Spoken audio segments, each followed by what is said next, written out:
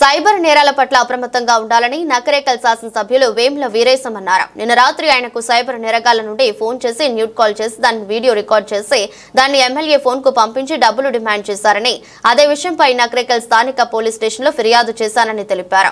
ప్రజలంతా ఇలాంటి cyber crime పైన జాగ్రత్తగా ఉండాలని, ఎవరికి ఎలాంటి ఫోన్ వచ్చినా వెంటనే స్థానిక పోలీస్ స్టేషన్లో ఫిర్యాదు చేయాలని ఆయన ప్రజలకు విజ్ఞప్తి చేశారు.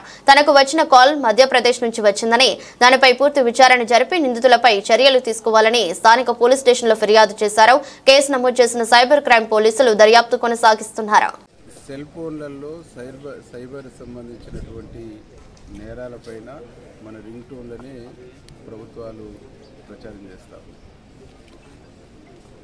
నాకే స్వయంగా సైబర్ నేరగాలతోని ఫోన్లు రావటం, వీడియో కాల్స్ రావటం, మెసేజ్లు రావటం, తర్వాత డబ్బులు డిమాండ్ చేయటం అనేటువంటిది జరిగింది.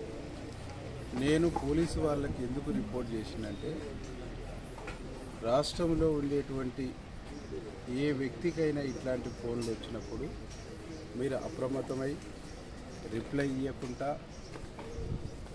ఆ ఫోన్ మాట్లాడాలనేటువంటి ఉద్దేశంతో మీరు మాట్లాడుతూ వారు వల విసిరినటువంటి అంశాలలో మీరు తెలిసో తెలియకో అందులోకి వెళ్ళి బాధపడకుండా, డబ్బులు పోగొట్టుకోకుండా అప్రమత్తంగా ఉంటూ సంబంధించినటువంటి మీ ఏరియాలో ఉండేటువంటి పోలీసు వాళ్లకు రిపోర్ట్ చేయాలని చెప్పేసి నేను విజ్ఞప్తిస్తాను.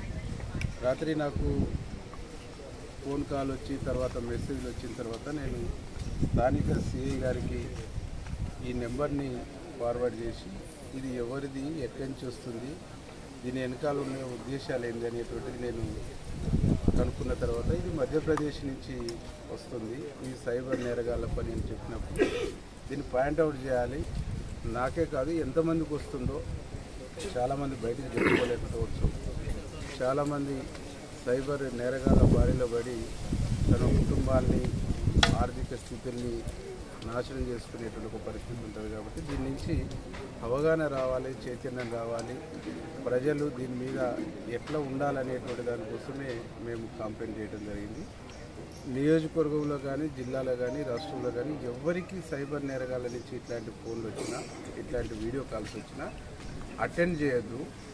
అనుమానాస్పదమైనటువంటి కాల్ అయితే పోలీసు వాళ్ళకు రిపోర్ట్ చేయాలని చెప్పేసి నేను విజ్ఞప్తి చేస్తున్నా.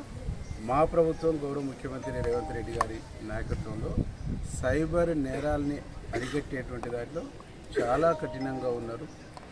చాలా కఠినమైనటువంటి పద్ధతుల్లో నిర్ణయాలు ఉన్నాయి. ఎవరు ఎంత పెద్దవాళ్ళైనా ఈ సైబర్ నేరాలు పాల్పడేటువంటి వాళ్ళు ఎక్కడ దాగునా తీసుకొచ్చేసి చట్టపరంగా శిక్షించేటువంటి కార్యక్రమం తెలంగాణ ప్రభుత్వం చేస్తుంది.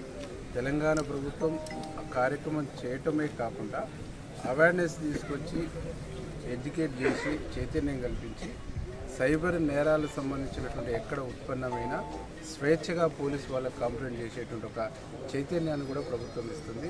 ఆ చైతన్యంతోనే నేను ఈరోజు కంప్లైంట్ చేసినని చెప్పేసి గర్వంగా చెప్తాను.